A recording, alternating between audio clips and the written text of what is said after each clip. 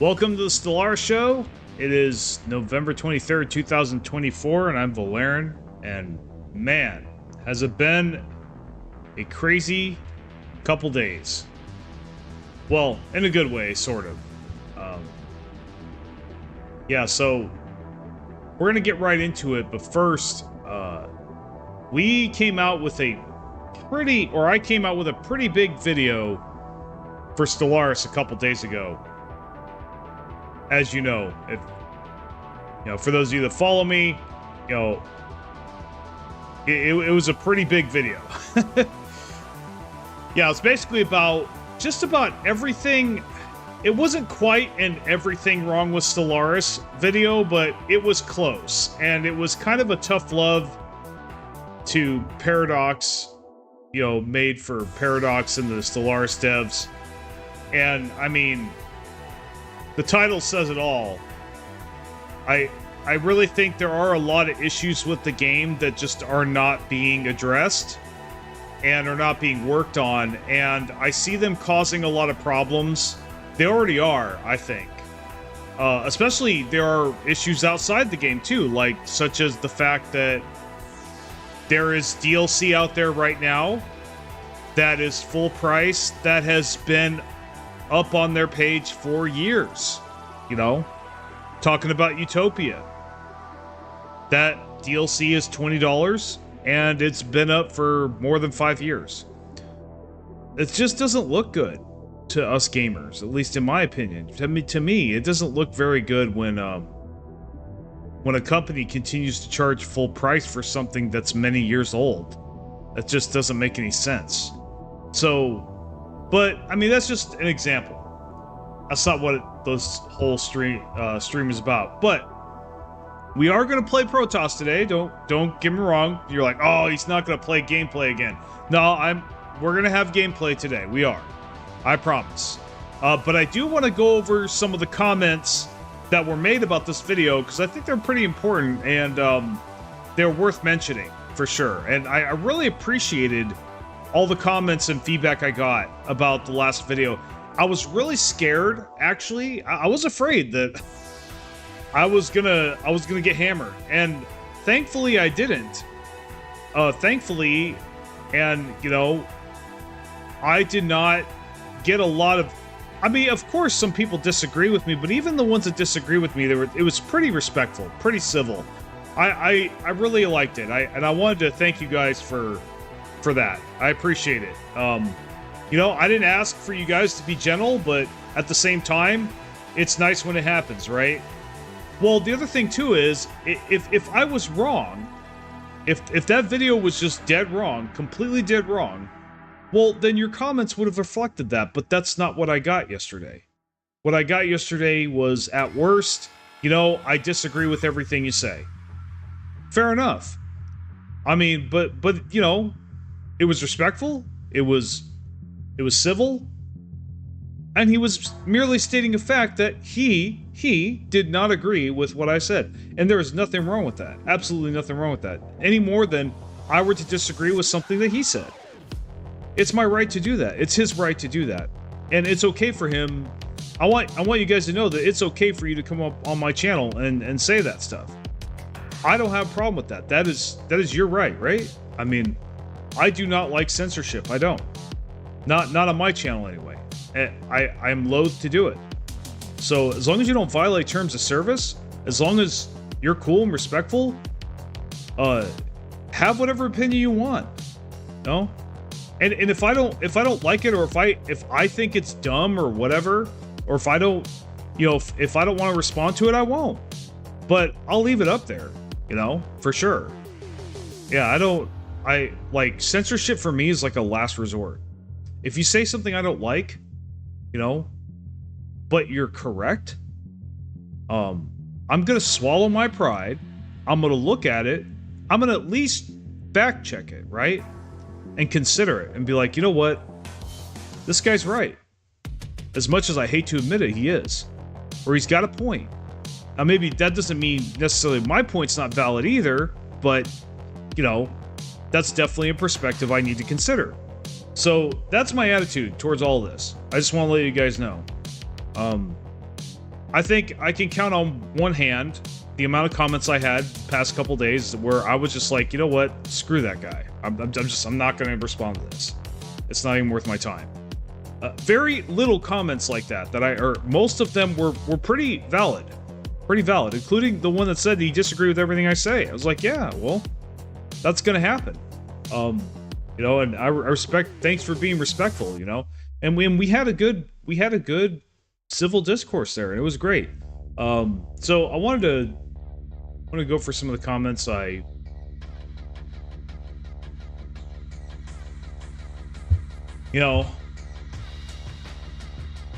So I'm looking at my comments here. Actually, I think I'm going to go to my studio. We are going to get to gameplay, though. I promise, guys. Just bear with me, okay? Because this was kind of a big event, especially for my channel, you know, whatnot. I mean, it's got... I just checked it like a couple hours ago, my video. It had 800 views. Now it has 1,100. So something's going on. It may be taking off here. We'll see. I'm gonna keep following it, but yeah, 1,100 views in a day for me is pretty good, pretty damn good. So anyway, let's go look at, let's see, community. Okay, so now I responded to a lot of these comments.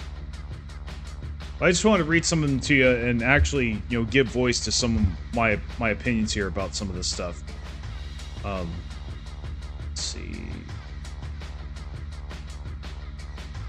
You know.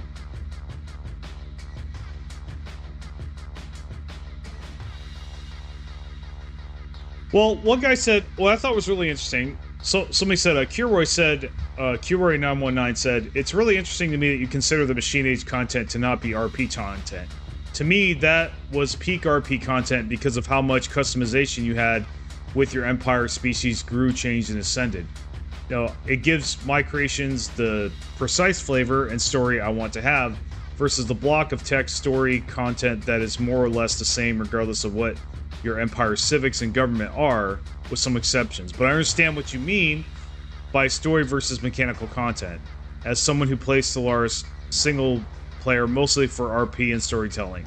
Machine Age level additions provide way more than story packs do, so it seems like something just everyone wants and agrees with to me. Although I will say I love Eternal Throne Relic from Astral Planes. It still should have been $10 to $15 instead of 20. See, so I've been getting a lot of comments like these where you don't agree with every single little thing I say, which is fine. I don't want to live in an echo chamber, but I see enough stuff here to go like, wow, this, at least some of the stuff is pissing people off. I mean, and I see it. And this is what I'm talking about. Like, you know, you may not like one or two of the things I said in this video, but I guarantee you, a lot of you, including this person, agree with quite a bit of it, if they don't agree with all of it. And that's really why I felt that the video needed to be made. Because I think just about anybody, with the exception of a couple people that I've read, at least get behind on some of the stuff, these points that I'm making. And that's just normal, that's just natural, right? People are going to disagree, they're going to have different opinions. So I felt this comment was really good.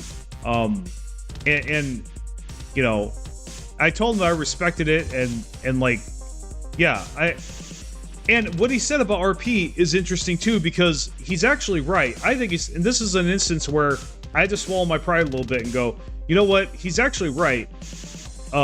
Especially what I've been doing with the theme build series, you could interpret that as a form of roleplay, or it is a form of roleplay.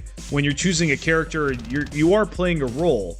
So I guess I need to clarify here and be like, what I'm more talking about is the quality of RP and the type of roleplay that you're doing, right? It's one thing if you're just reading a wall of text story, okay? But then actually living it and doing it and, you know, participating in it. You know, for the most part, actually physically playing a role. So I'm a fan of one, but not really the other, I guess. So to make my position clear there. But he also said they agree with me that even though machine age content does have a lot of RP in it, and I do acknowledge that it does, it also has a lot of mechanical content and a lot of quality of life necessary changes that, you know, or were badly, you know, it filled a lot of gaps in the game that were badly needed. Like, for example, there, up until Machine Age, there was really no good mid-game mega structures that you could take advantage of. It was like, you either, you know, it was either something small, it was either something small and insignificant, or it was something you had to wait till end game to get, such as a Dyson Sphere or orbital rings. Now, orbital rings, you could get that mid-game, sure, especially if you had good tech, but like, generally speaking, you didn't really get your orbital rings online until about endgame, and that's if you even have that DLC. So, yeah, I mean, so that, yeah, that was a pretty good comment. And then of course there was a comment that said he disagreed strongly with every point, you know, and I simply said, fair enough. I'm not here to change your perspective, and that's my attitude, right? You know, but I did state what I felt about it, my opinion. Again, I said, I know for a fact, though, that I'm not the only person that agrees on these points. And I don't think I'm wrong there.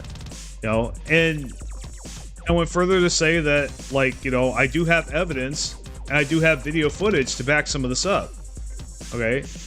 But you know what he said? He said, he thanked me for being respectful, too.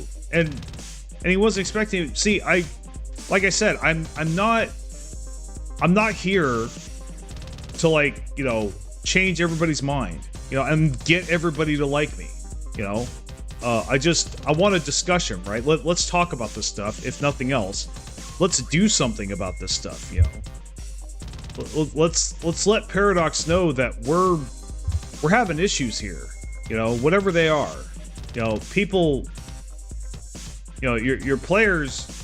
Your players, I'm not going to say that all your players are unhappy, but I'm sure there's quite a bit of them that aren't, you know, and it's going to cause problems. It already is causing problems. And not to mention, I think we can all agree that their last 3 pieces of DLC have not been successful, and that is not a sustainable business model. Plain and simple, you know? Yeah, and then there's another person that says, J4ME, you know, 1E2. It says, I don't agree with all your points, but I definitely think the POP job system needs more controls added. I want the ability to add job priorities, select specific forbid jobs for subspecies. Yeah, I mean, so this stuff that I'm talking about in my video, though it's not everybody's problem, they at least have a problem with some of the things that I listed here. Can relate with some of the things that I listed here, and that's really what's important to me. You know, when I made this video, that's why I made this video, because no matter what, the stuff in here is pretty common issues that people have, that I've had, but that I've also observed other people have, other people comment about, and other creators make videos about as well.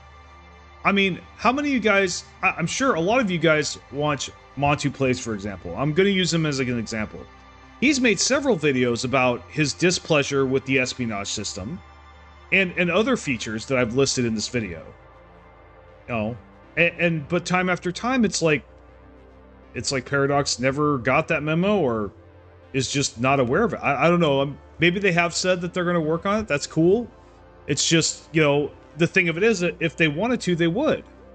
You know, if they really, you know, had any intention of working on it, they would have done it by now. So I guess this is my way of just speaking out and be like, hey, you know, it's time to start looking at this stuff.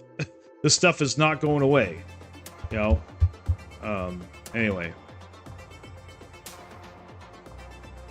So, and then there's another comment where he agrees, you know, that he has the same problems, but he doesn't agree with the solutions that I have. Fair enough. Yeah, I mean, and those solutions, that is just, look, that is just my opinion, right? That is just my ideas, right? And everybody's ideas about how to do something is going to be different. And, you know, and that's how we come together and we kind of synergize and put our heads together and be like, okay, what really is the best solution here? And, you know, and I got a lot of my comments were about habitability. And I want to say something about that. Like, officially, my stance on that topic is that we should have buildings that modify it until we can replace those buildings with, you know, the more optimized buildings that we should have once we're able to terraform and completely optimize that planet later. So what this would look like is, so say you see a planet that's red, you pick it up and you start building, you know, you start developing it, and it's got dog shit resources in the beginning, but, you know, very early on, or just by default, you have tech where you can build a building on it or two, and it drastically raises the habitability. You plop a few of those buildings on there, and Planet Limited 1 is not going to cut this. You're going to need to be able to spam it. So you buy a few city districts, you unlock those building slots, and you start building those habitability buildings, and then you're able to use the districts. Well, of course, that's not ideal in the long term, you know, but you can, at least in the meantime, raise your resource, you know, raise your economy and use that planet until later you get, you know, terraforming, you get habitability modification for your species and other alternative, you know, ways to fix that habitability problem. And then when you do, then you can just dismantle those buildings and replace them with something else. I really think that's the most balanced approach, and I'm going to stand by that because, you know, that way you are still encouraged to take advantage of the features, but at the same time, you're not stuck and gimped in the beginning and just totally screwed and at the mercy of RNG, at least in early game. So that's my big problem. Getting screwed too much by RNG is never cool. Or being at the mercy of it, like not being able to do anything. Like when I feel like I can't outskill something, that's when it's a problem. Like, you know, for me, it's like, all right, so I can't even outskill this. You know, I can't outthink this. I can't outstrategize this. This is simply just me getting screwed, and being powerless to do anything about it. It's being powerless that I have a problem with. And so I feel oftentimes when I spawn into a Stellaris game, I'm at the mercy of how the map is generated. And that's oftentimes the case. But anyway. But yeah, like, and then I've got some comments too that straight up are just completely against Paradox's current business model. You know, like there was one comment that says, want to play an up-to-date Paradox game? That'll be $500, thanks. I mean, how can I really argue with that? You know, he does have a point. I gotta say, he does have a point. Now I pick and choose my DLCs, partly for that reason, because I'm not made of money, but at the same time, because, and see, this is the other part about his point that strikes a chord, is that, you know, some of that $500 are stinkers if you wanted to get them all. So you're not even gonna like. So, like I said, my solution to that I think is pretty fair. Like, okay, you don't have to make your new stuff free. Okay, I get that. You got to eat, you got to pay the bills. You know, you devs, I get it. You got to make money. I get that. Okay, I get that. But charging full price for your old stuff, I don't think is a good look, and I think you would make more money if you integrated, like I said in the comment, in my reply, that you integrate that into the base game for free for people that either already have the game or that purchase the game. That would also increase your sales of the base game, which is usually what most people get anyway. So it would make your game more popular.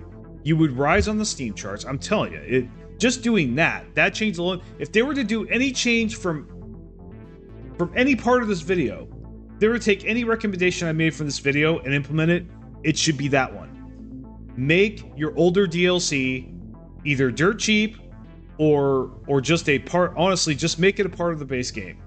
Integrate it into the base game You know, if it's been past a certain point, like, you know, it's more than 2 years old, make all that stuff integrated into the base game and update it. That, like, I'm telling you, it sounds counterintuitive, right? Like, how is that going to make us any money? Well, think about it this way. One, you're going to make news, okay? All the YouTube newscasters that cover games, you know, all the gaming journalists, they're going to take note of this, for one. And they're most likely going to make a video or two about it, and that's going to get word out. And then people are going to see that. You could announce it in your feed. People will eat that up. If I was a prospective Stellaris player, and I've been looking at it from time to time, but I just never got the base game, and then I saw this, I'd be like, dude, I've got to get it. I got to get it now. I'm getting so much more. You know, like, people like a bargain, okay? You know, we're all traders, to an extent. Like, you know, bartering's as old as time. So if we think we're getting a good deal, that's going to encourage us to buy something. So your sales are going to go up naturally doing that. And any money you would have lost by making that stuff free, I have a hard time believing that you wouldn't have made it up in spades. And the improvement to your brand alone. So yeah, I mean, yeah, a lot of these comments, they are, for the most part, backing up what I say in my video. For the most part. Not all, of course, but yeah, I mean, so, that being said, I want to make sure I don't spend too much time. Okay. Yeah, but hey, History Victorious, I just started looking at my chat, guys. Apologize. Hello, welcome to the channel. I don't know if I've seen your chat before, but welcome. Yeah, so to wrap things up, thanks for the comments, guys. I appreciate it. I just wanted to highlight a few of those that I was thinking about. You know, there was another comment that kind of annoyed me, but I'm not really going to talk about that because it was basically just one of those, like, I knew when I made this video too that I was going to get some get good comments. And look, if you want to do that, go right ahead, but I'm not going to respond to them. I mean, I'm really not. Like, okay, you tell me to get good. All right, cool, I get it. I never said I was the best Stellaris player. But I'll tell you right now, that doesn't take away from these issues that I'm talking about. And skill alone is not going to solve some of these issues. You know, period. So, I mean, if you're that, not to take shots at you, and there's nothing wrong with being a really good player, obviously, but, like, you know, if you're like a top 5% player and you know it, and, you know, like, come on, man. You know, really.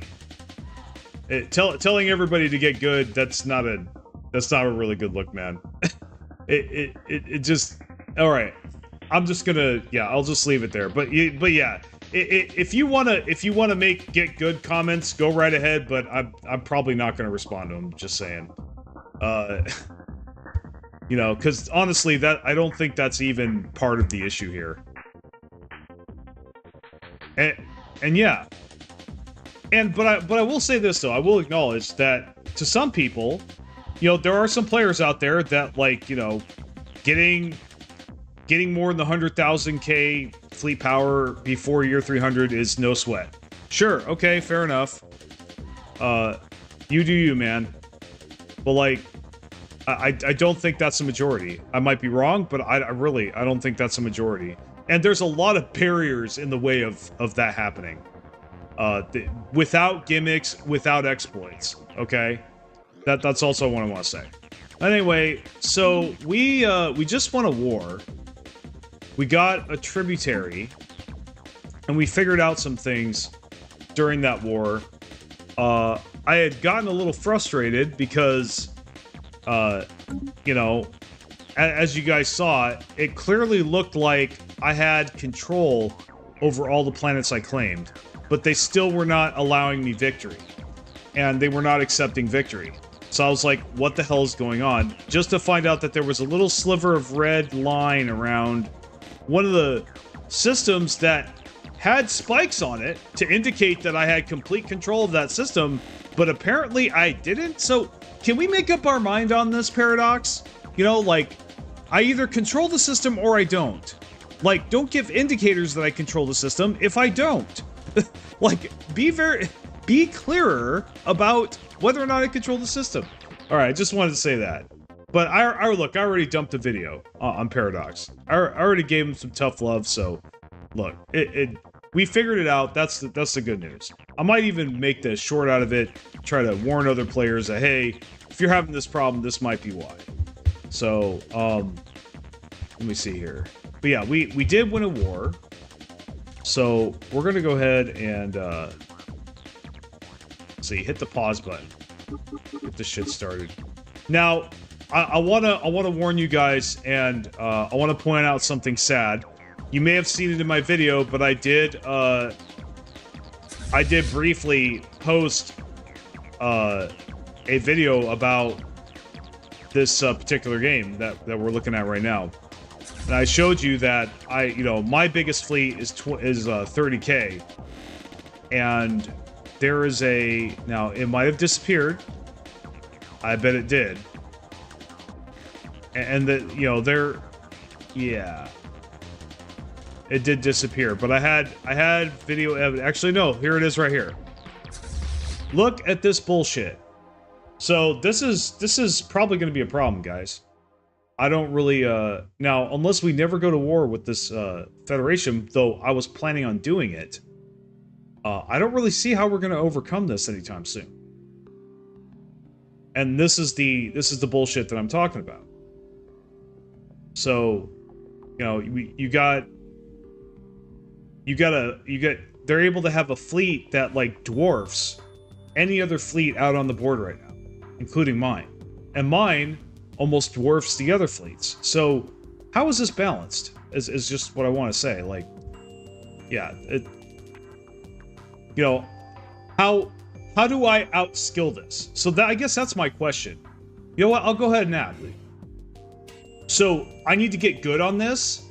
How do I get good on this? I mean, like I said, yeah, I'm not the best player, but I'm not the worst. Like, how much economy? What would I have to do to get this instead of this here, without a gimmick, without an exploit? Riddle me that, Batman.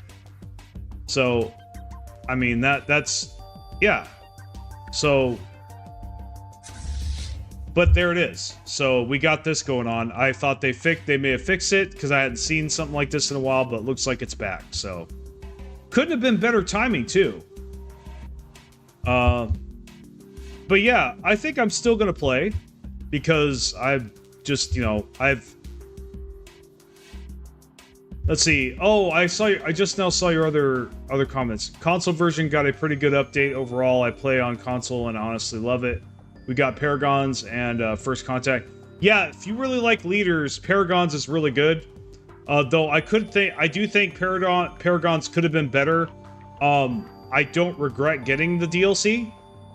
As for First Contact, I skipped that, unfortunately. So I just was not very interested in cloaking being a thing in my games. Not really interested in it. Also, just never been a really big and into the primitive civilizations. I really didn't care. But yeah, Paragons definitely. I don't think it was their best DLC, but it definitely wasn't their worst. I gave it a B+. I gave Paragons a B+. So, yeah, I think it's B tier. It's not bad, definitely. Might disagree with that, but that's okay. So, anyway, so we got our fleets here. Incoming transmission. We basically got everything. So they want a defensive pact. I think I'm cool with that. I don't really think we're gonna go after these guys. Now, maybe we can explode now that we've definitely got. Well, this is annoying here. Let me look at agreements. So they're a tributary, and they're supposed to give me 30% of the resources. It says it only gives me 55 energy credits. I mean, that's not bad. But I noticed immediately after I got all my claimed territory that my economy went in the toilet. So we're going to have to fix that. Give me a second to move my windows here so I can see the chat better. There we go. Okay. So we're going to have to look at all the planets that we recently acquired and unfuck them. Let's see. So we don't need gene clinics, so we could probably... What do we need? We are negative in exotic gases, so we could go ahead and make one of those.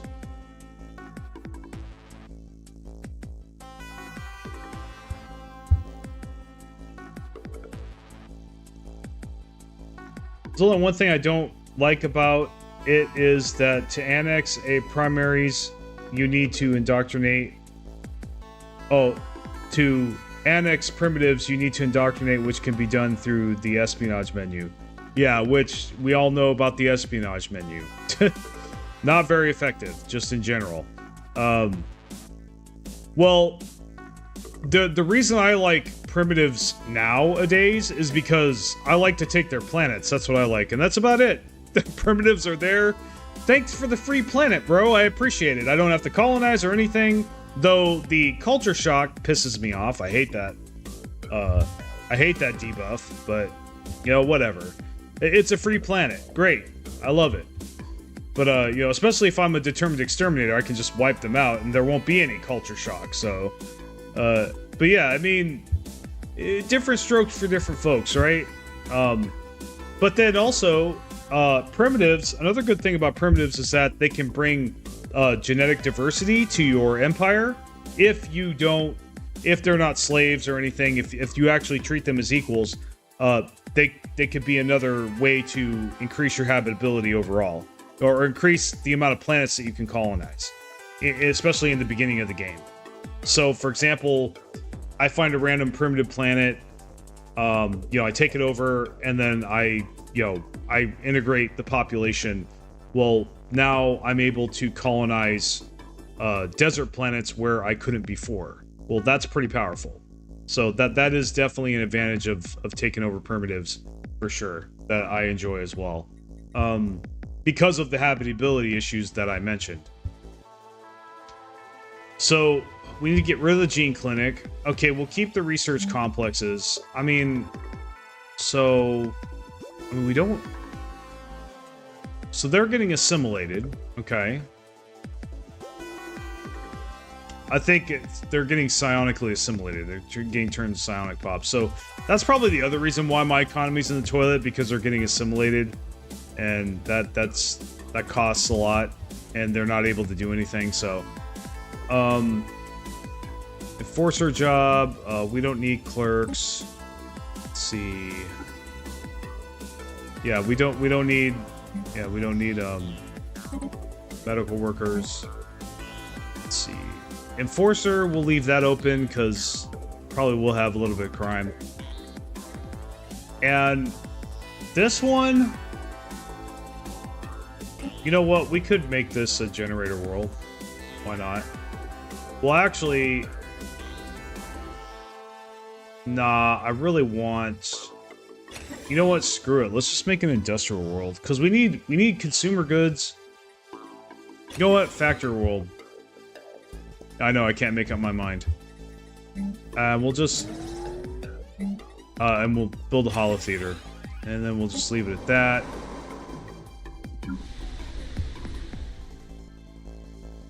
So this is already a forge world, so obviously we'll leave it the way it is. Stability is 1, that's not surprising, we just took it over. Let's see. Stronghold. So let's go ahead and make another city district, and we'll put a holo theater on there afterward. As well as we got the 3.6 combat rework, I think, or whatever with frigates. Should I use them in numbers? Or just be a minor use in my fleets? I don't use frigates at all, man. In fact, I hate frigates. I absolutely, I watch, if you haven't watched my video, you should. My video will tell you what I feel about, how I feel about frigates. I think they were a bad idea. Overall, I think they were a bad idea. I think they could have done a lot better. Well, okay. So, about torpedoes, right? Like I said in my video, torpedoes need to be balanced. They need a counter, and they don't really have one. They don't have a good counter right now, other than carriers. And I guess you could say, okay, well, carriers is their counter. The problem with that is that, like, if you don't use carriers, you can't use anything but carriers because of torpedoes. That's not right, okay? You should be able to use other types of builds, you know, other ship designs, you know, and be able, like, an entire, you know, an entire combat computer should not be necessary to counter one weapon.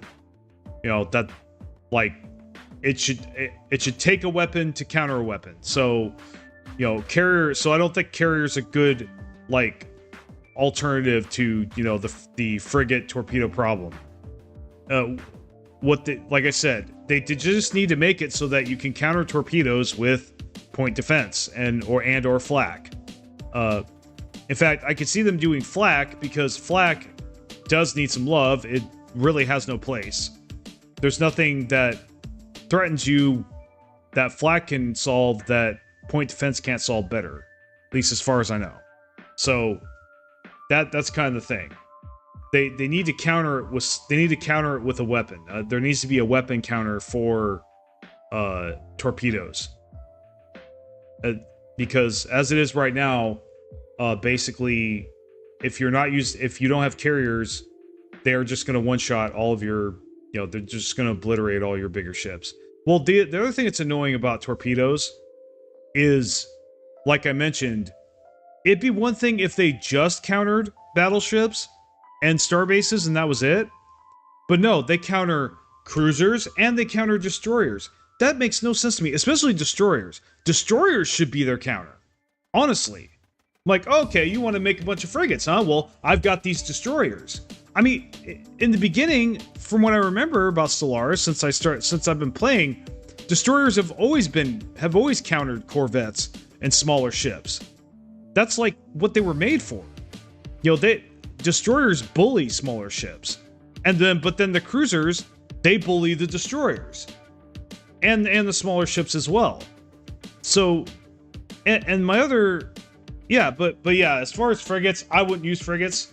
You know, I don't use frigates. So I'm sure people do. You know, and the problem with frigates too is that they're slow.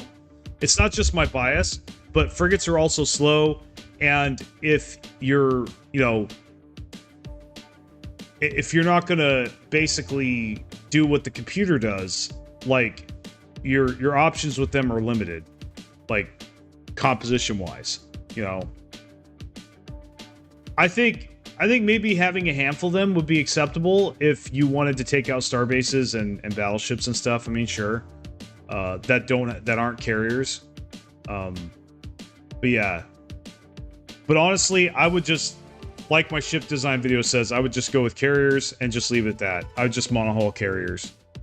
That's worked for me since I started doing it, and I haven't really had any problems. It's just my problem with that is that shouldn't be all I can do. But that is all I can do right now, because I've tried everything else. I've tried disruptors, I've tried plasma, I've tried all the other weapons. You know, even autocannons. And autocannons alone, they're not enough to deal with the photon launcher spam that the computer comes out with in later game. You know, and my problem with running corvettes is that the attrition rate is really high, and it's an awful god waste of alloys. It really is. You're wasting so many alloys doing corvettes only.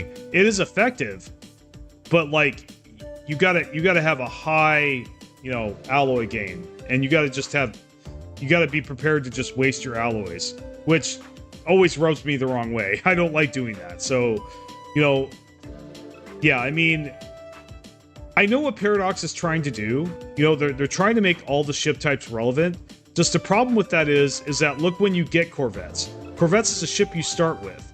So why should that counter in any way a ship that you have to pay more resources and have more tech to get? That just doesn't make any sense. It's like saying, okay, I should be able to kill battle cruisers with Marines in StarCraft. No. You have to pay way more for battle cruisers. You have to tech way higher to get those. And they take a lot longer to build. So why should they be just as easy to kill as Marines? No. You know? Like... Now, obviously, you can do MMM, right? And that's valid. So, you know, in that setup, sure. But at the same time, if you have enough battle cruisers, you will beat an MMM setup. You know, just because of the nature of their weapons. And what I think...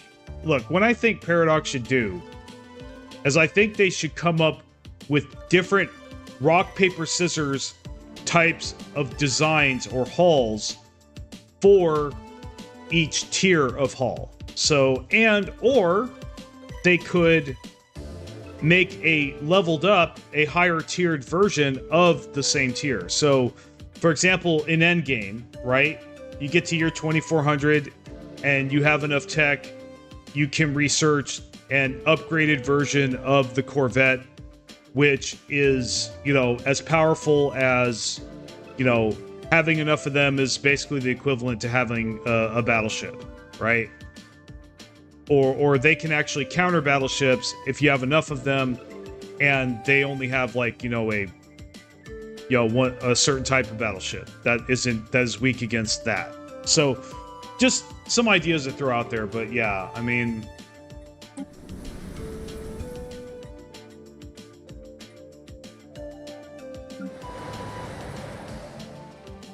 Do we need more mining planets?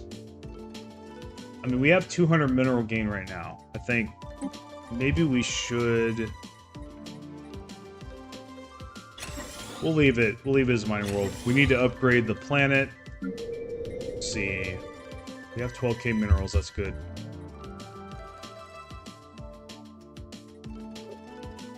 Yeah, everybody's getting assimilated right now, but there's only 2?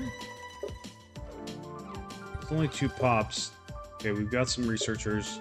So we should be getting some good research soon. This is definitely a generator world. So we definitely need to put an energy grid up here. We've got a generator district going. For this one, you know, food's continuing to be a problem. We might as well make another agri world as much as I don't want to.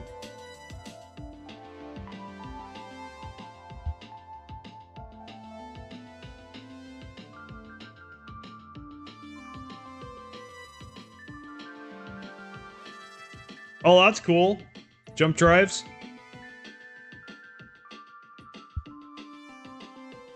Yeah, jump drives early on. I could see that being a game changer. See, that kind of RNG is cool, man. It's decent. And I don't think it's too overpowered. So, what we need, really, we need the food building. We really do. Yeah, we don't need these... Oh, I got purification up. I got purification plants. I don't want to get distracted yet. I did get a lot of planets. We need to finish sorting through those. Okay, so this has got a lot of research complexes, but it has a lot of industrial districts. We need to get rid of all these stupid merchant buildings. Well, they're not stupid. They're good in the right build, but they're not good in this build, so... you know... Why don't we just make this... We'll just make this an industrial world. And...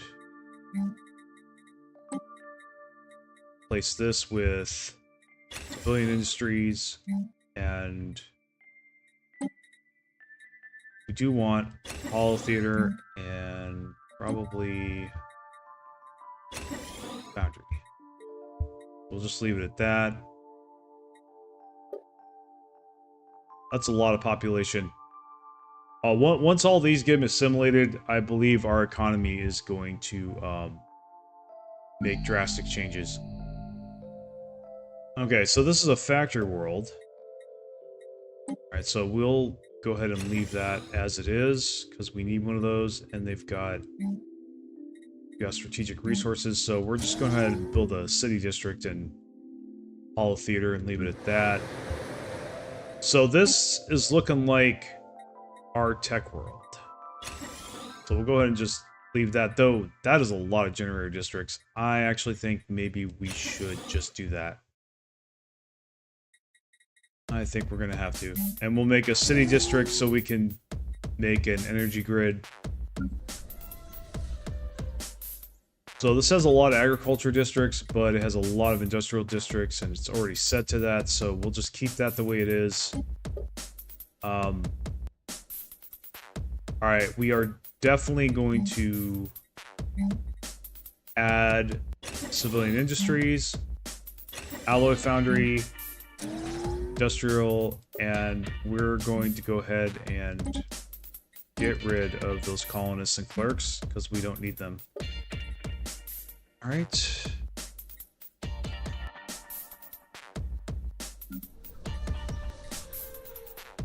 this one's a factory world too. Yeah, StarCraft and Stellaris, man. Reginald the Seagull, welcome to the channel, man. Good to see you.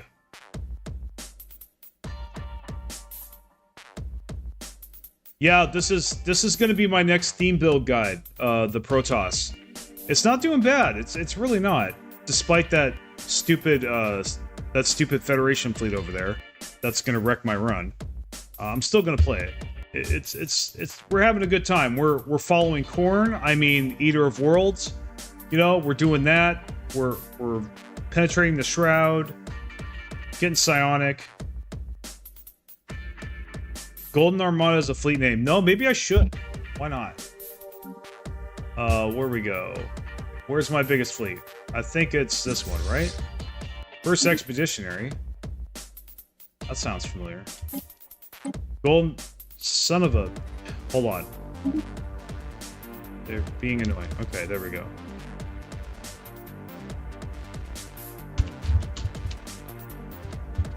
There we go. Problem fixed. So that's my Golden Armada. Let's see. But I did, I'll show you the build a little bit. So this is the Protoss Dalum. I don't know if I spelled that correctly.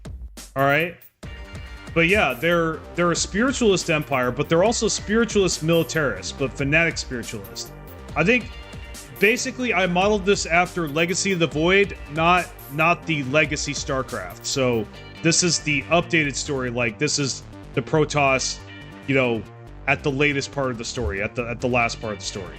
You know, where they allied themselves with the Dark Templar, and the both Templars are working together now. So, and that government is what I'm modeling after. So, yeah, because Protoss, they are militarists, but they're not fanatic, but they are deeply spiritual. You know, they're psionic, and they have deeply spiritual beliefs.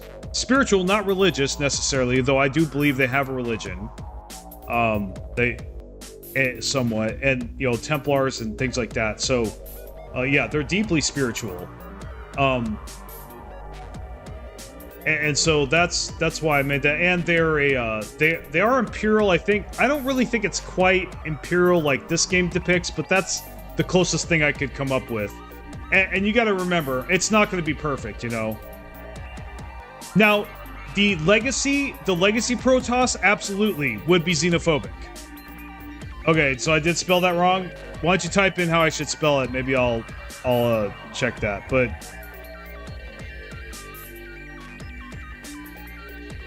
yeah, but do you have another Earth in your system because you saved them from Dimensional Doom? Oh no, unfortunately.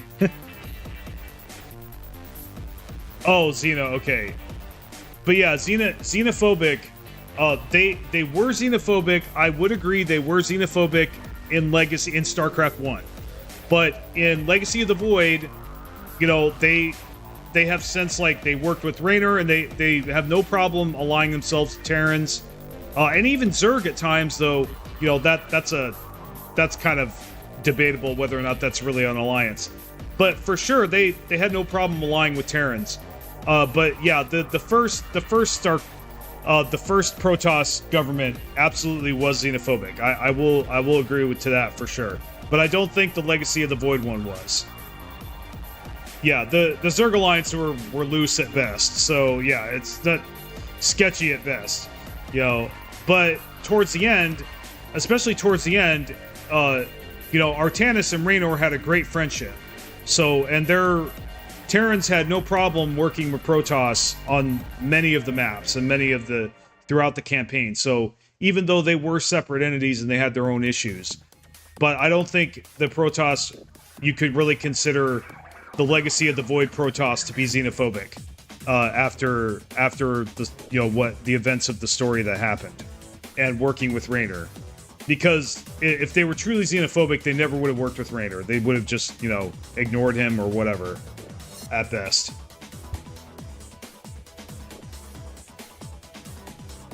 But they definitely, they've always been militarist. Yeah, we're chilling on ours, slapping Zergs. Yeah, I mean, basically, you know. And not to mention, Tassadar, they revere Tassadar, and Tassadar did what he was able to do because of the, you know, assistance from aliens. So that also had to, I believe, change their views. So yeah, some of this is a little bit headcanon, but not much. Like, it's pretty self-evident if you follow the story. You know, if you play through the campaigns and stuff like I did. It's pretty obvious that the Protoss stopped being xenophobic towards the end of the story.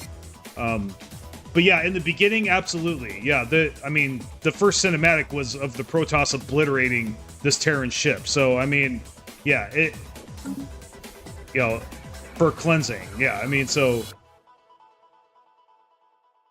Yeah, exactly. And see, that's my attitude also, Reginald, is that this is not perfect. It never will be. You physically cannot make a perfect rendition of, you know, a perfect replica of the Protoss, but I think you could get somewhat close, which is why I've done it. I think this is pretty close, and, you know, as far as the looks concerned of the portraits, you know, we only have so many portraits to pick from, but this isn't bad. This portrait's not bad. Obviously, it's not anywhere near as close to the perfect likeness of Protoss, but it's pretty close, I think. It's got the same kind of features, you know, the elongated head, you know, the smooth skin, the wires or the cords coming out of its head, coming out of the back of the head, that kind of thing. So it does resemble a Protoss, I think. So, and the videos I've come out with for this format have been pretty popular. So I'm going to continue to do them, you know. Let me see. Let's go ahead and unpause the game. So we're basically just going to have to wait for assimilation before our economy can get better.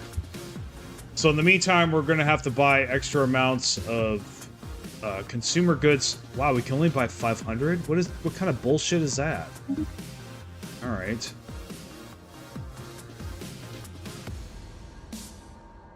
Oh, well, I did all the campaigns for StarCraft. Both regular StarCraft, Heart of the Swarm, and Legacy of the Void.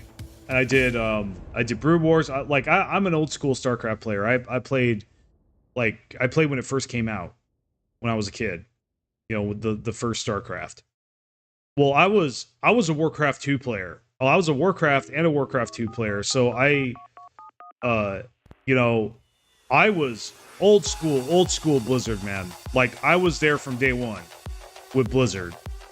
And I remember the first time I played Warcraft 1, Orcs and Humans. That game blew me away. But then Warcraft 2 came out, and I was like, oh, it was like crack to me, dude. It was like, this game's better than sex. You know, it's just like, even though I was way too young to know about that at the time. But yeah, I mean, it's like, oh, yes. You know, please. You know, I ate that shit up, dude. Warcraft 2 Tides of Darkness, like, for when it was released, was one of the best games I ever played. Just so innovative, right? It was, like, I thought Warcraft 1 was good, but then you put that next to Warcraft 2, it's like night and day.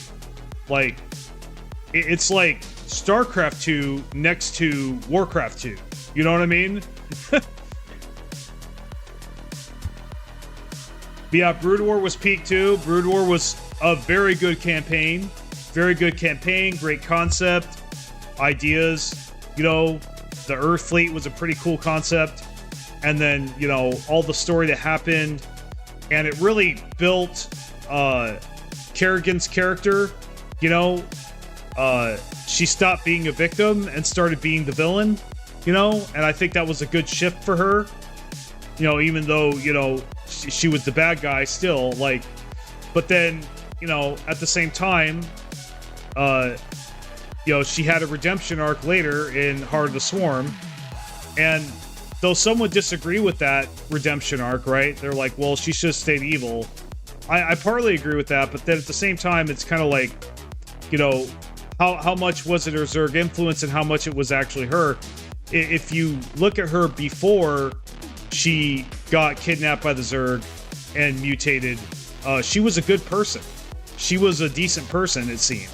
You know, at least morally, right? So I don't really think that who she was in Brood War was really who she was. I think she was being influenced by, you know, nefarious energies or whatnot. I love Brood War, but I still question story choices from StarCraft 2. Fair enough. I liked it. I enjoyed the story from StarCraft 2. But yeah, I've watched videos and I've seen good points about, you know, fair points about, you know, StarCraft 2 story not being as good as the first one. Yeah, and I think that's correct. I think Amon was influencing her during Brood War for sure. Well, I mean, just look at Samir. I think it's Samir Duran. You know, the guy who made the Xel'Naga, or that was, you know, the hybrids, who made the hybrids, and that's, you know, that special secret mission. You know, and I mean, he was manipulating Kerrigan as well. So at one point. I mean, he's manipulating everybody, but yeah.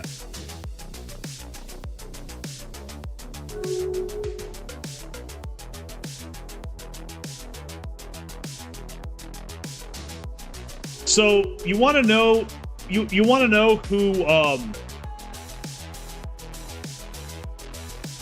you want to know what character I think, actually got better after co-op was released?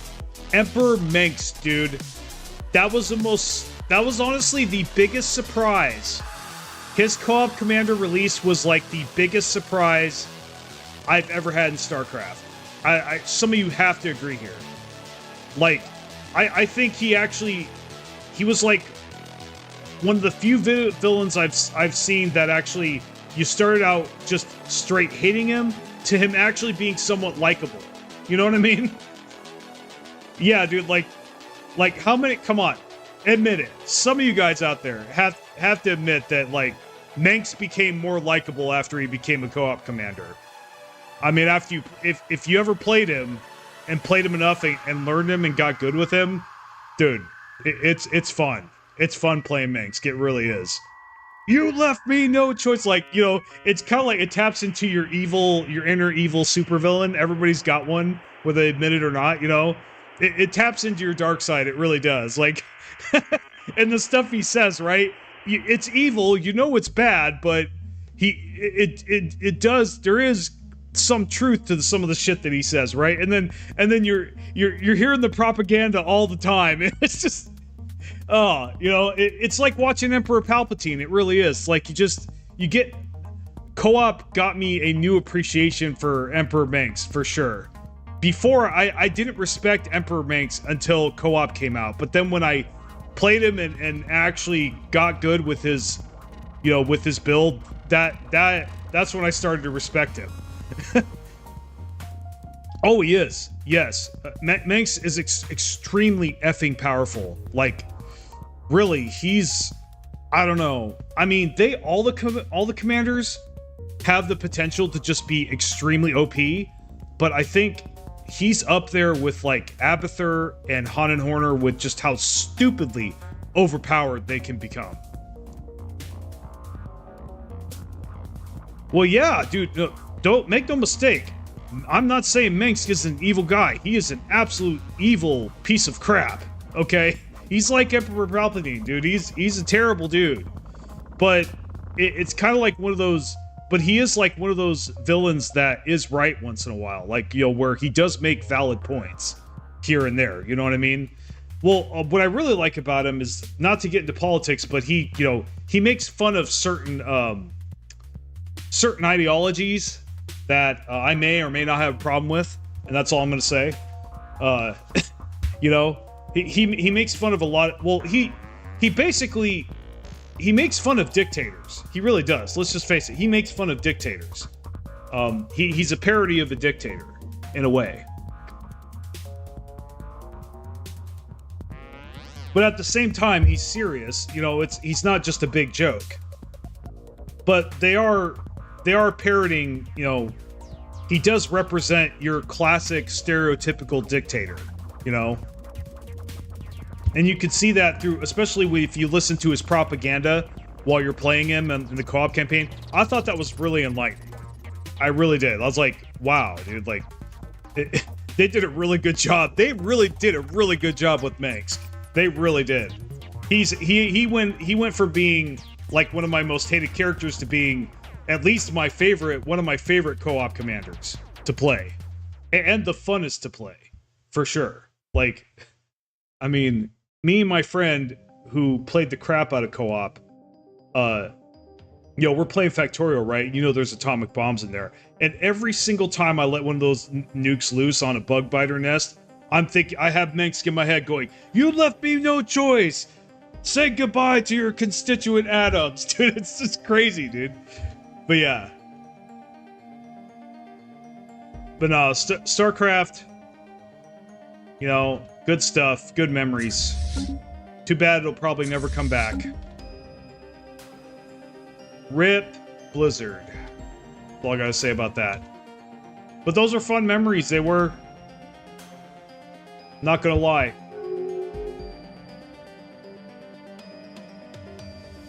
Yeah, well, dude, put it this way. I'm level 300, bro. I'm level 300. 300 in co-op. Like, that's all we ever did for months. Every day. For hours. You know? I mean, we played everyone. We got good with everyone. There's not a single commander that I'm not, like, proficient in. You know? I may not be the absolute best, but, like, yeah.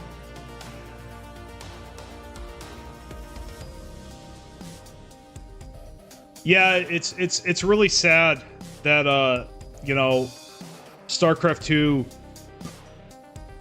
just you know, it's sad I don't play StarCraft 2 anymore, not because of StarCraft 2, but because of Blizzard, you know. But what do we got here? We got a tile blocker. See, they need to do something about this tech here, dude. 25 naval capacity is absolute dog shit, okay? It's not even that good in the beginning of the game. Yeah, this tech is extremely unbalanced. This needs a boost, dude. Like, seriously, this needs to be a percentage. I don't know why they have it as, like, a flat rate. It makes no sense, like, and this doesn't even scale, like, even if it was 100, that wouldn't be enough. Like, this needs to be a percentage, for sure.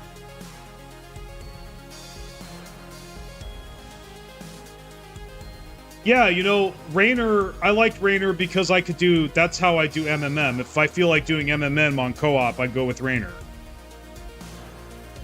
I mean, Raynor is the MMM commander, so, you know, is the triple M commander. If you guys don't know what I'm talking about, MMM is Marines, Medivacs, and Marauders. Very, very powerful, like, championship build. Like, it dominates. That strategy has dominated since the beginning of time. Ever since StarCraft came out. It may not always be the best at any given moment, but it's always up there. Like, you can't really go wrong with Triple M most of the time. Especially if you're playing Terran. Like, well, you have to play Terran, but yeah.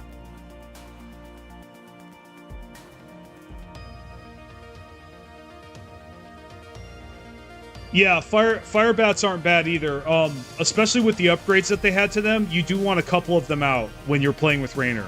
You do want a couple. You don't need a lot of fire bats, but you need some. With that upgrade they have, where they have more health, they're real tanks, and they'll deal with a lot of bullshit. They'll take a lot of bullshit and keep your other Marines alive. Well, especially when they came out with the change. I know I'm getting off topic here, but like that change they made where you have to pick like the Prestige. Yes, when they came out with Prestiges, that was a huge game changer for Raynor, I think. That really increased his power. Yeah, fire bats are stupid with that upgrade, dude. Okay, we need more food. That's actually what we're gonna get. Okay. Gotta focus on the game. But actually, something we need to do that I forgot to do. Calling all forces. Return to base. So that I can get some more credits. Yeah, for Prestige, that was my favorite also. Biohealth is just bar none the best. It fixed Raynor. The 100% biohealth it fixed Raynor, in my opinion. I thought Raynor, before that, I thought Raynor was the weakest commander. I really did. And I thought that he was underpowered. But, like, with that Prestige, dude, he's not. He's overpowered as shit. Like, because that was his weakness, was that his units were so weak. But not with that. Not so with that Prestige. All his weaknesses get taken away, pretty much. As long as you play MMM. If you don't play MMM, yeah, he still have some weaknesses, but even then, you know, the other two Prestiges weren't bad either. But, like, yeah, the Prestiges, I think, saved Raynor, honestly, as a commander. Because before that, there was always a better pick than him, you know? There wasn't anything he brought that something couldn't do better.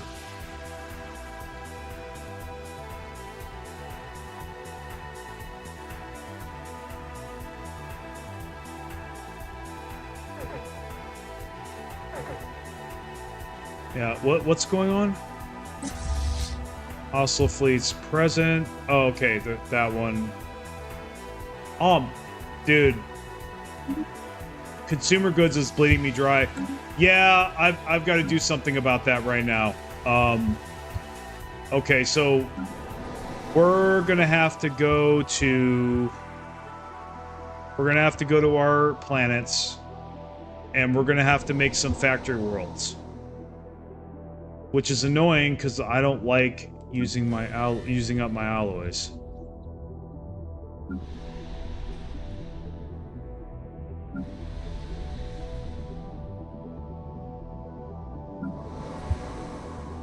Okay, so we're gonna go ahead and I think we're gonna have to make this a factory capital.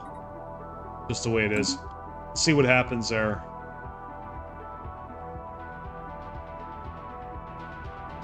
Okay, that's not enough. Yeah, we might have to make a couple more of these factories.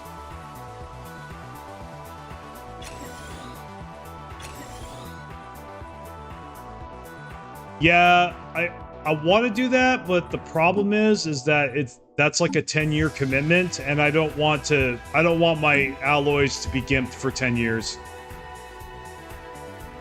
Probably a bad idea. I think a temporary fix is better. Yeah, we'll just bite the bullet and go full factory. We're still gonna get some alloys, it's just not a lot.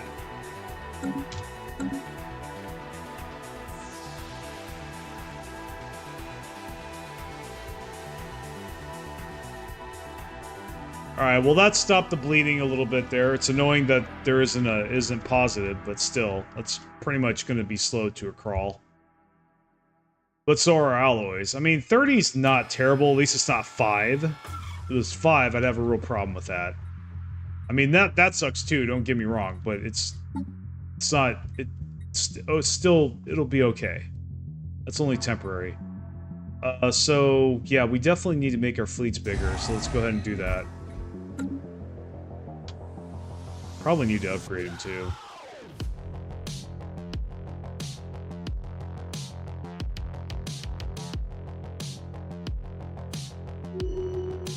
Oh, we have a suitcase here. Let's go ahead and take care of that. Well, we're already building stuff on here, so we're good. Yeah, good there. So this one has a suitcase. We'll go ahead and build another generator. Let's see. You know what? This needs a holo theater, actually. It doesn't have one. Yeah, we need to do that. Screw the generator. We'll just make a holo theater. And for this one... Okay, we'll replace this with... Have a holo theater. Okay, we need to get rid of the clerk. That doesn't need to be a thing. The trader needs to go. So we're just gonna go ahead and make an agriculture district as well. You know what? We'll just do hydroponics farms. Why not? I think... Okay, there's one more suitcase here. We didn't build anything on here, so we're going to go ahead and build a holo theater.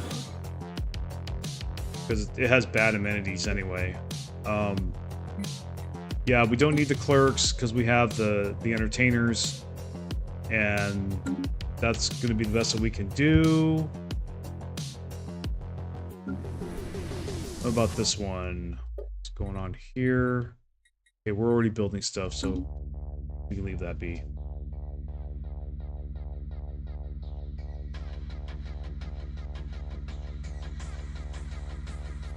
Oh, I'm out of food too? Oh, son of a... Okay, we'll just... Now I'm broke. Well, food especially, I don't know what is going on with food. Why? I mean, I guess it's the assimilation upkeep. Hopefully they assimilate soon.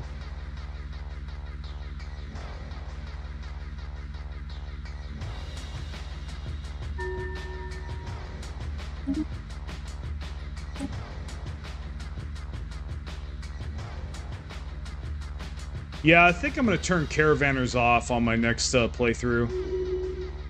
They're annoying. Let's see.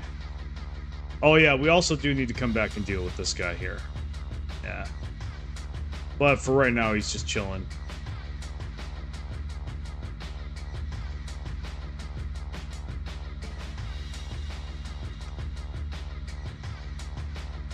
Yeah, protoss economy always is a struggle, isn't it?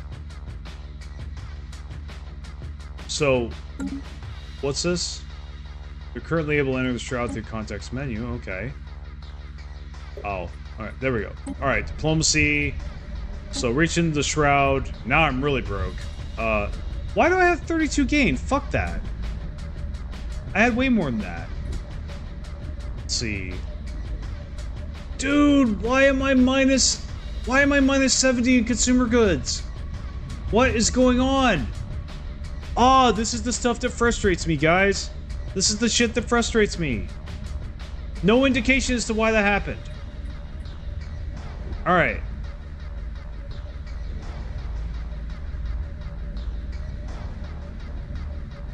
Let's see. Shield strength. I would like that, but this is a sure thing, and this is good, so we'll go ahead and get that. Shield hit points plus 50%, that's pretty significant, I think. Definitely won't hurt. Yeah.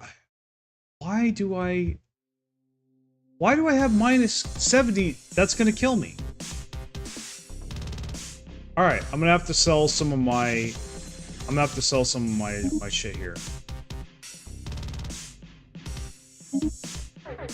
I can only get 500. Why? Why the fuck? Dude, I was at -6. Why am I at -70 now? This is why I can't have nice things, guys. And I switched over all my... Okay, I guess we're gonna have to do it. We're gonna have to do the policy thing.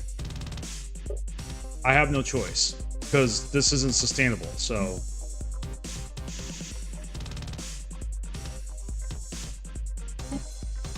I mean... We'll try it. And let me see if I can do any edicts. Because I do have a lot of unity, so...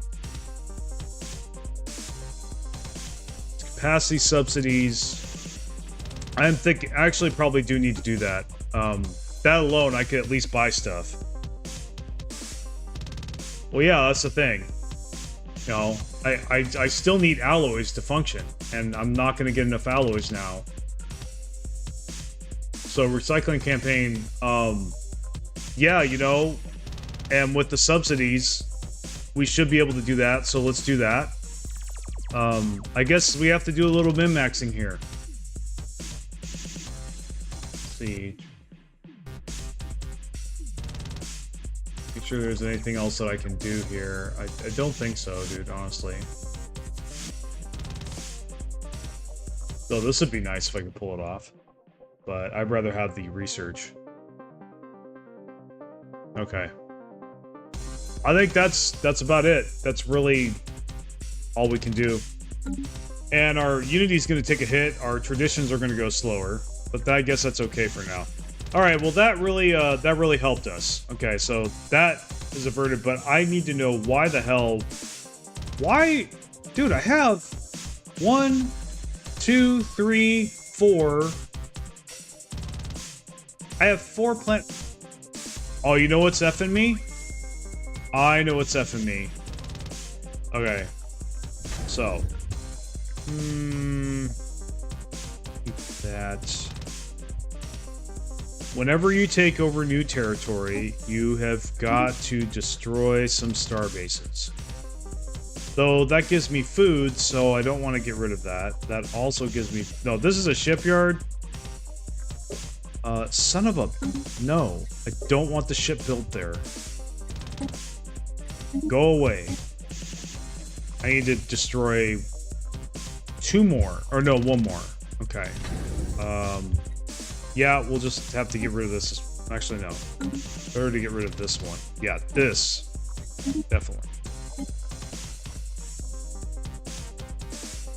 Yeah, you gotta get rid of all the stupid, crap star bases that the computer builds as you take over them. Well, that's another thing that we need to look at as well. But I just fixed my, I went over starbase cap, and let me tell you, going over your starbase cap really hurts you. You don't want to do it. Trust me, you don't want to do it. It's not worth it. Like, so I was over starbase cap for a little bit there. It was my ADD. So, but yeah, you're right. We probably should go through, make sure our jobs are assigned. Like I said, if I could just click and drag and set them. Paradox, please let me do that. That one looks good. That one looks good. That one looks good. Okay, this has a suitcase.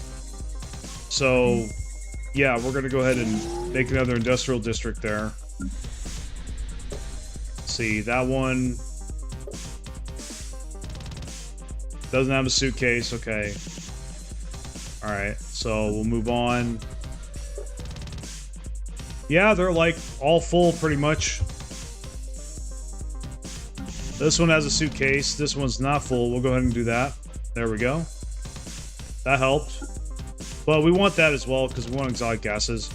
Okay, the clerks need to go. See, this is why you have to go through and you have to manually fire all the clerks. It's just like so tedious.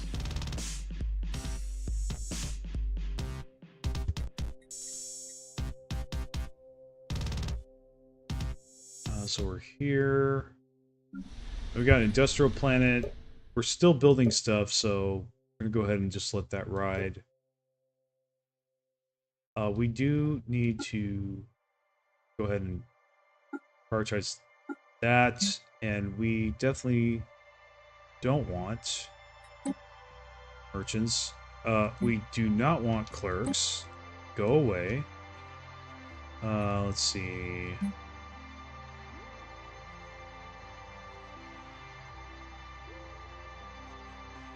I think that's it for now. We got the Forge world. We'll turn that into a factory world. Except I have 0 alloys. That's not good. But I have 94 consumer goods, so maybe I should just double up on the research labs. Gotta go. Good luck with the rest of your stream. Hey, thanks for stopping by, man. Good meeting you. Okay, so we got a building slot. Let's make a holo theater. Let's get rid of these clerks. I think we should, yeah, go ahead and favorite that as well. Like I said, clicking and dragging if they just let me do that. No, we need that as well.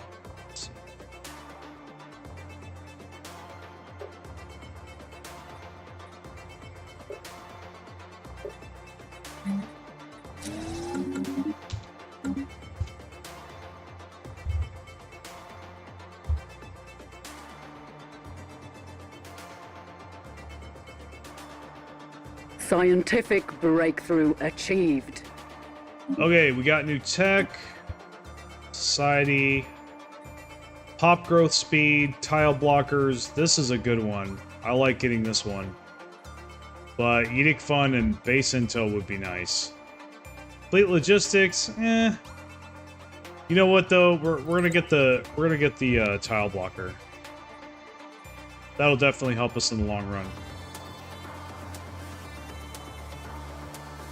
I don't even think this is worth working on right now. Let's get something else instead. I think probably what we could do... Let's just do research station output. Get more research. So we got... Dead leader. So another thing, please install a go-to button for dead leaders so that I know who I need to replace. Please. Let's see, let's pick the orangutan. He looks cool.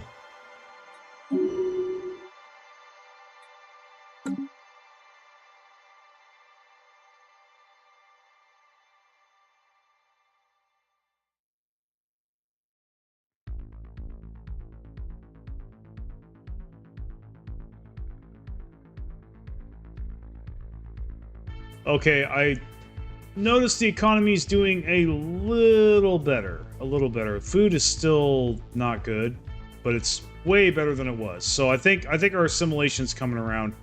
I think we are slowly assimilating. The enemy is targeting one of our stations. Okay, so did my forces get back? Not complete.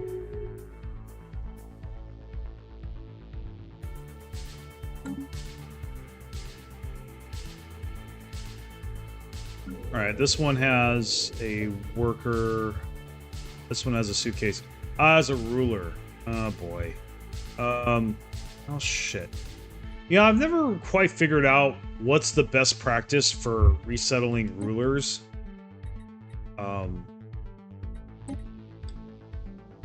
Really don't know. We could just like throw them there. I don't know. That was arbitrary. But these guys have clerks. Ushakam Prime, where is that? Is it this one? No. There we go. No clerks allowed. No clerks allowed. Do not need clerks. Let's see. Okay, so we'll go ahead and make alloy foundries. Council agenda available. Man, our alloys are cooked.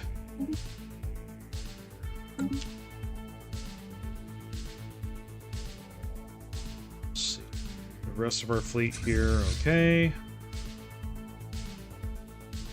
Sonic Avatar is 22,000 fleet power. Interesting.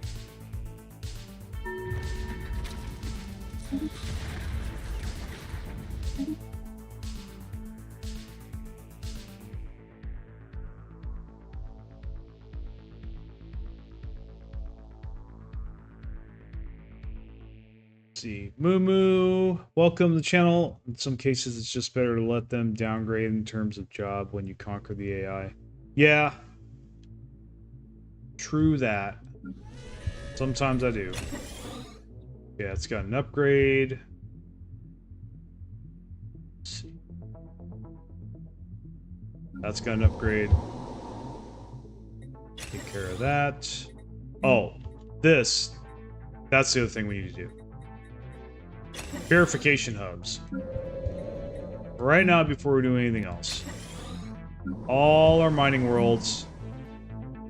Okay, we'll wait. We'll wait for more minerals. But we need to get these purification plants up. For sure.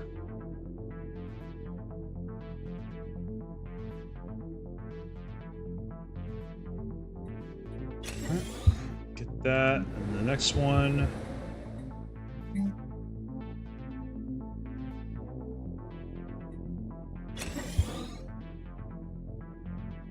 We need to organize.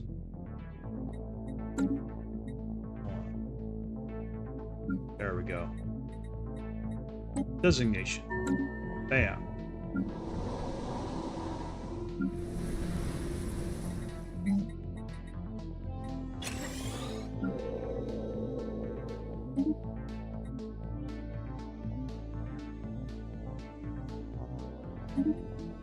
Okay, so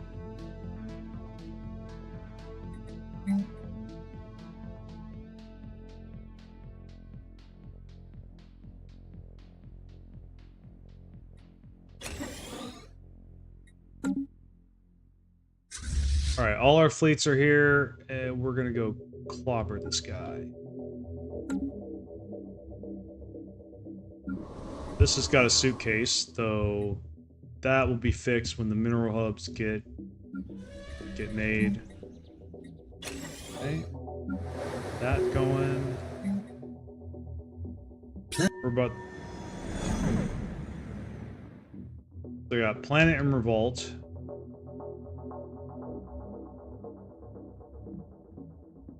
No purification. There we go. Scientific Okay, I think that's breakthrough all our achieved. mining planets, so let's go ahead and... Alright. That is happening incredibly fast. Let's go to the planet. What can we do here? We open up the planet screen. Thank you. So we have a holo theater. Okay, we have duelist jobs, but they're still not getting enough amenities. Okay, I guess in that case, we are going to need to open up some clerks.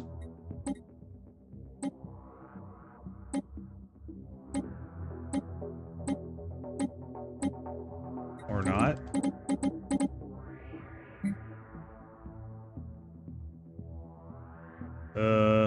Huh. That's weird. We have a lot of researchers.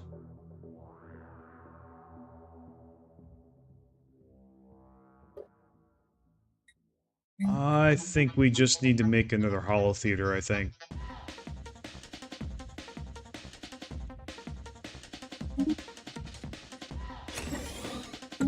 Let's just do that, and we'll, see, shield capacitor. Oh, Dyson Swarm, grab. Glad I discontinued that technology. See, that's what I'm talking about. No point in doing that technology, like, right now, because all the time that you're wasting, you could be getting a Dyson Swarm. Let's see. So we're gonna have to distribute luxury goods, and then with the Revolt, we're gonna do distribute amenities, and hopefully that will help. Why are you not green? You suck.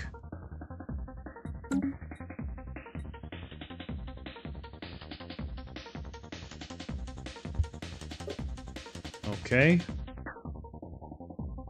Alright, so I guess we'll just, 3, and then we'll grab one there. There we go. Maybe that'll work. But it's still negative. I don't understand. Yeah, I don't get it.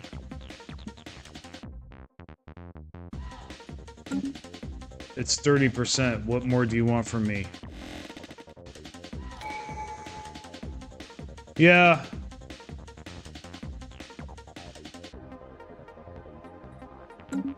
Yeah, we do need to look at factions too. There might be some dumb ones in here that aren't being suppressed. Yeah, we need to suppress that one for sure. Fuck that. Yeah, my rule about factions is that basically, you know, promote the ones that are doing well and then, you know, suppress the ones that are abysmal, like in the red. That's the best you can do, really.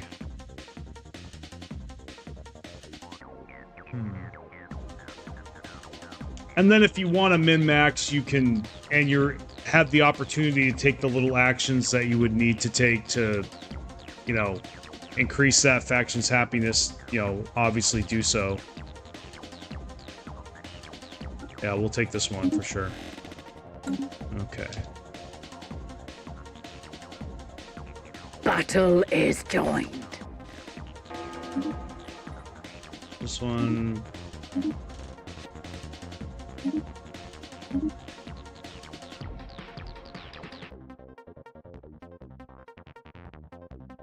Why do they always do fleet maneuvers when I'm busy?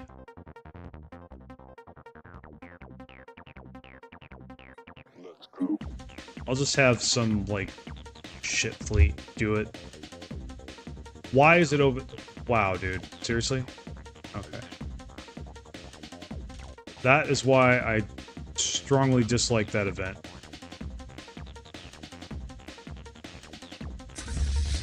Well, let's take this one and go try to do that. Wow, will you just... Come... Dude, come on!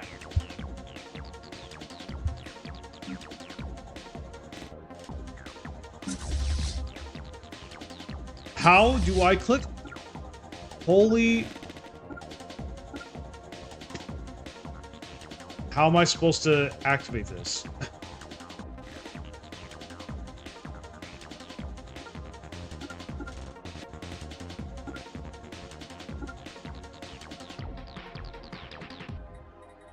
Okay.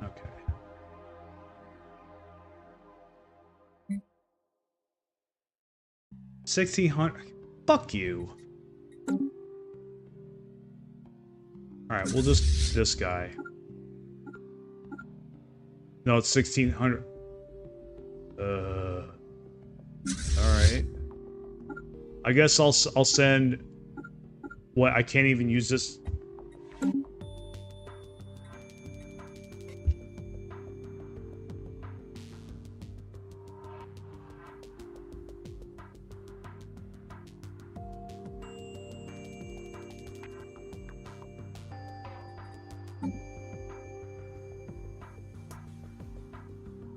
I have a commander.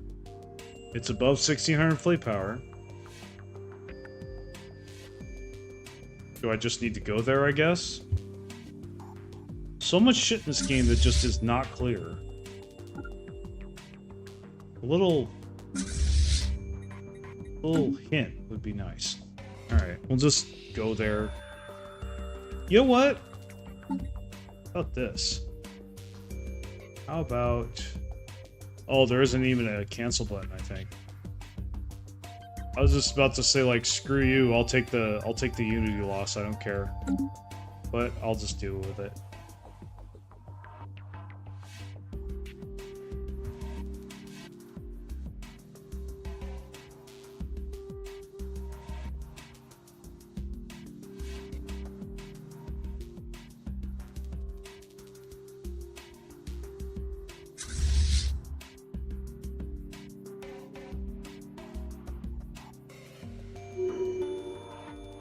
Okay.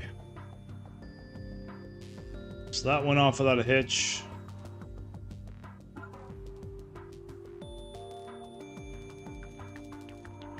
Yeah, I'm not a fan of the fleet maneuvers thing.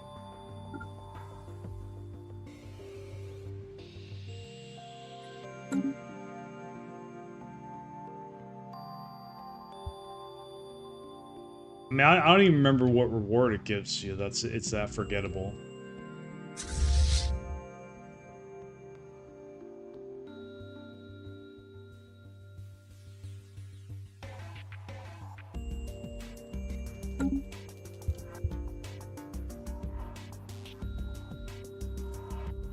Well, all right, guys.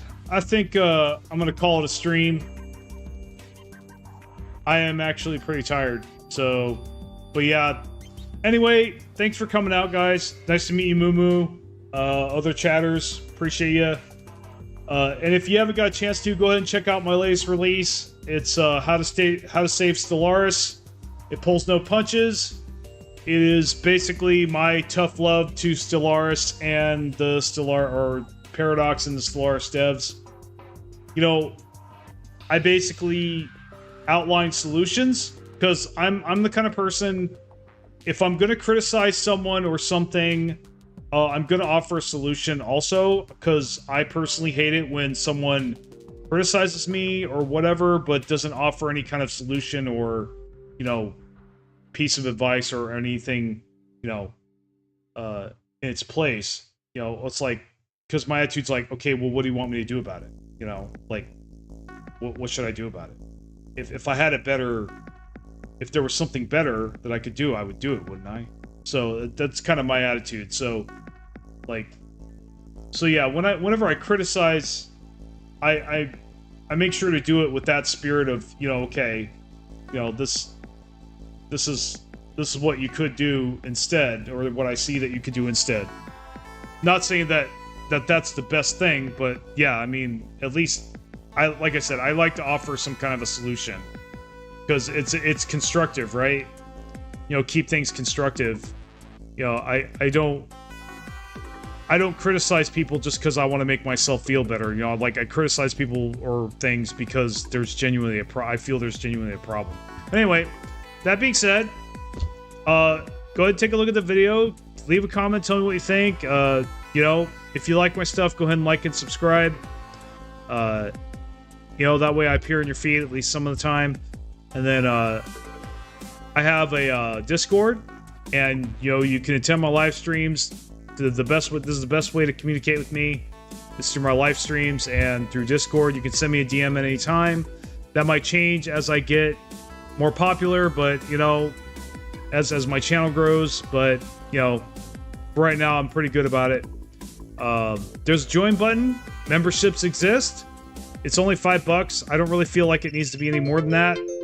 At least not until we have a big enough community that you know asks for it, or it, you know, I decide that it may be time to, you know, give people more of an opportunity to support more if they wish.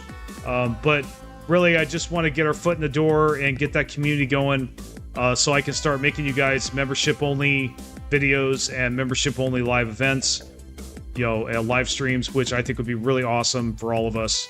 It'd be really fun. And for you non-members, just letting you know, I will, whenever I make a member-only video, it will be public after about a month. So, but yeah, I mean, it's something I want to do for you guys. But yeah, I want to get that membership community going.